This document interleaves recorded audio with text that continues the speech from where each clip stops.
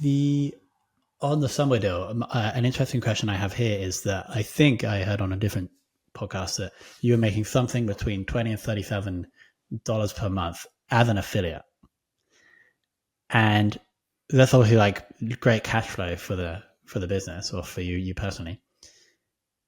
Why decide to like go through the 20 or well, the valuation was like 50 million, I think.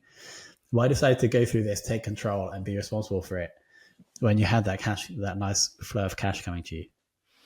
I have one thing about me is that I have a unreasonable ambition and irrational confidence. So yeah, Marshall approached me in the fall of 2023 and said, "Hey Nick, conversations have started with another big investor who wants to take control, own 51% of somewhere.com. And Nick, like, do you want to sell half your shares? I own 15% of the business. So some basic math here is like north of $3 million for me to sell half my shares, and I keep half my income coming in. I mean, that's not generational wealth, but that's life-changing money from a boy from Perry County, Indiana. So it would have been probably reasonable for me to take that deal. But I think somewhere.com is going to be a publicly traded company someday that's going to be very, very large. And I didn't want to look back and have a regret that I didn't take control of one of the best businesses that I'd ever been a part of. So you just saw the potential. But then from deciding to be like, I want to control this, to actually making it happen, I want to understand like what you had to do, because you also had to get the money or like some of the money. Oh, it was madness. It was madness. Yeah. I didn't negotiate a deal. I didn't negotiate a deal where there was enough upside for me. I had to raise $20 million. I had to borrow $9 million from Marshall personally. I had to find a way to structure it with all the investors. I did 2 tranches with 2 different carry. I didn't hire an investment banker. I hired some very good attorneys to help me.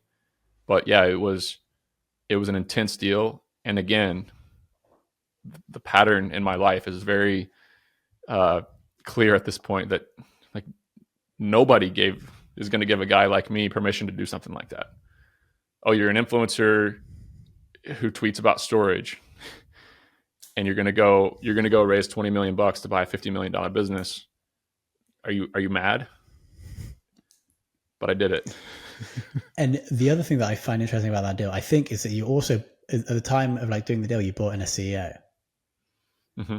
So you hired an implemented. Oh yeah, there was so many moving parts because Marshall was the CEO running the business, but I needed a head of sales. I needed a CEO to replace Marshall so that he could go on to his next venture. He's a 0 to 1 guy, still a great friend. I'm sure he'll build another massive business, great operator. But I had to build the management team that was going to take over because I had, my media. I just signed my book deal. I had Bolt Storage. I had Ari Koseg. So, yeah, man, so many moving parts over that 3-month period. Which brings me nicely onto my next point about your time. Right now, maybe there's 5 areas. So it's like the other 7 businesses. There's like personal brand, book, etc. Then there's 3 companies. So there's 5 things. Roughly, probably varies month to month, but roughly, where are you spending your time? Man, I've gotten very good at pulling certain levers, and it's unbelievable the amount of similarities between the companies. So like we used Somewhere to rebuild our sales team at Bolt Storage in South Africa, and our conversion rate went from 30 to 42%. Massive value for our business because we hired a head of sales to coach our reps, to do performance management. We got more serious about promotions and sales and callbacks, and our reps became salespeople instead of order takers, right? That move has increased our occupancy 10%, revenues up 14.1% Q1 at Bolt Storage, while the publicly traded companies like Extra Space and Public Storage saw revenue drop year over year. So that move changed everything at Bolt Storage. So guess what? We're rebuilding our sales team at somewhere.com in South Africa. We're rebuilding our sales team at Ari Koseg in South Africa.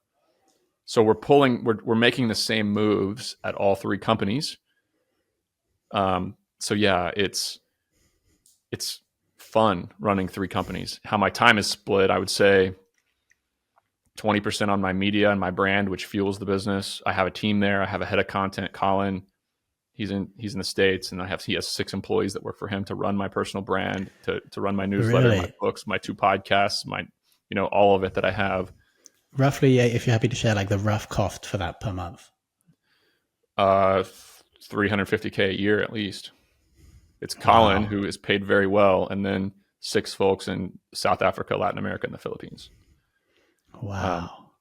Because I have 2 podcasts. I have a 200 person newsletter. My media team is heavily involved in growth and marketing at all 3 of the businesses. I have my book. I have Instagram, LinkedIn, Twitter, Facebook. I have all these social media platforms. So it's I have this podcast tour that my team helped me set up. So yeah, man, it's a business in itself that's probably 20% of my time, and then the rest of it comes in waves. Kind of like last summer into the fall was very much bolt storage. I was fully focused on rebuilding that sales team, improving our marketing, improving our leasing, just making bolt storage better. Then you switch for a month and focus full into RE cost seg.